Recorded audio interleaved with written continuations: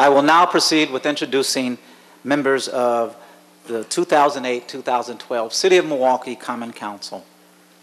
For the first automatic district is Alderman Ashanti Hamilton. Alderman Hamilton is an attorney and is beginning his second term representing the first automatic district. He is a 2003 graduate of Texas Southern University, Thurgood Marshall School of Law, and once taught at Riverside High School. I bring to the podium Alderman Ashanti Hamilton.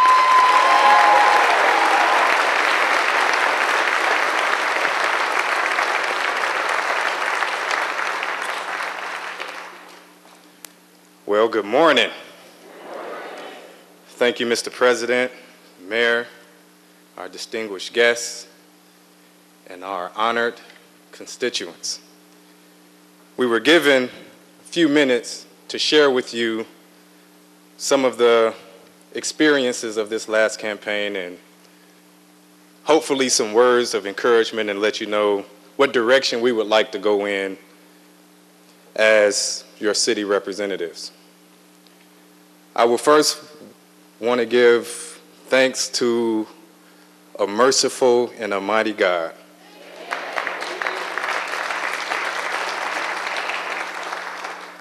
And that faith has not been tested as much as it has been tested these past 2 years. I've had some struggles, but sure as it rains, the clouds part and the sun will shine. But coming through a campaign is very difficult to do when you're experiencing those types of things. Without the type of supporting cast that I've had this past year, they have been absolutely unbelievable. And because the list is kind of long, I'm gonna pull this out. Because most of incumbents, they really don't start campaigning until, it's close to the end of the year, and we have a primary in February. Most of the time, an incumbent feels pretty comfortable with the primary, and you have to prepare for your general election. Because of the types of things that I had to deal with, I started much, much earlier. And to help me with that, I had family that really wrapped their arms around me. My Aunt Juanita, my Aunt Laquita, my Aunt Penny, my Aunt Florida V, really wrapped their arms around me in a time where I was extremely vulnerable. And people didn't hesitate to take advantage of that. So I have to really thank them for being strong women and supporting their great nephew in his endeavors. So I send out that thank you.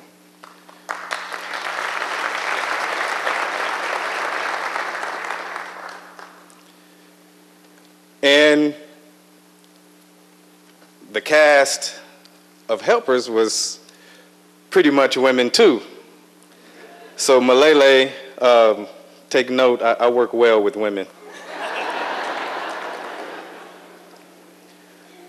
Mr. and Mrs. Ramsby were extremely helpful in helping with the campaign headquarters and getting things organized and putting us in a place where we could really touch and reach out to people.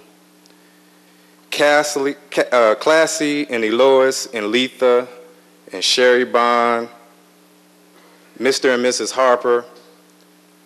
These are women who would walk the streets in the snow, in the cold, when a lot of men would call in and say, well, we'll catch you next weekend and drop.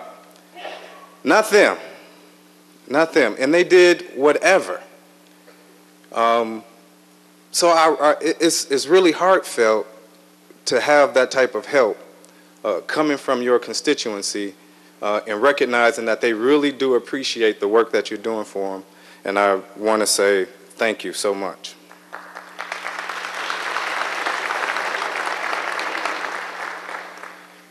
But I did have some soldiers, and they were very supportive, because it's not every day that you get people who are willing to stand up with you and go into the trenches. We went into some of the worst parts of my district to help people, and not only in mine, but throughout that section of the city. They were there and willing to do whatever. They were helping with other people's campaigns, and in an effort to show a show of force and a spirit of volunteerism to help bring people out to vote, to try to help our whole city be duly represented. So this group was a great group. Joe Bova, my brother Demetrius, brother Gregory, brother Tyrone, Felton Shands,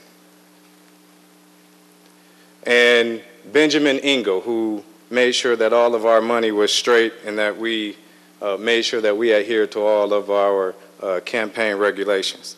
So Ben, you can let go of a few pennies now. We can relax a little bit. I also want to thank Arlisa McHenry, because not only is she my assistant in the office, but she was a great help in organizing all of these different people and making sure that people did what they were supposed to do and keeping me informed, and made sure that I didn't have to be the bad guy all the time.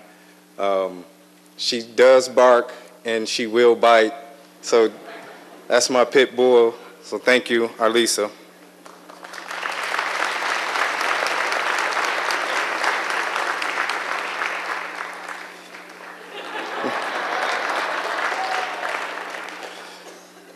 And almost everybody who worked on this campaign was actually a constituent.